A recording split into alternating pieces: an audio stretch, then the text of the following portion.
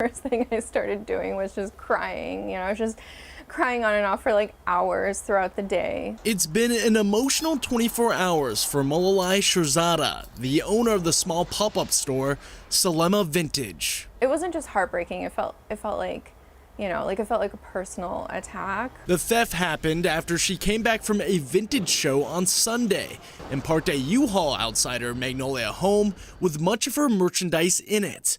The next morning, it was gone.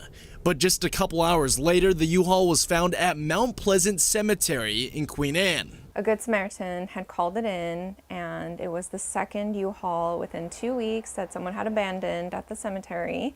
She says the lock had been torn off of the U-Haul, and when she opened it up, her merchandise was thrown around, with 90% of her vintage goods, valued at more than $20,000, missing. That's like my livelihood, that's like, I'm a small business owner. Like, I'm not out here making like a six-figure salary. I'm one person doing all of this work. She immediately posted about the crime on Instagram, and within hours, another vintage store in Seattle reached out to her with a break in the case after someone entered their store. She noticed this pattern, and she immediately knew that this was one of my pieces and that these were the people who had stolen my stuff. They contacted police and were able to arrest one of the suspects.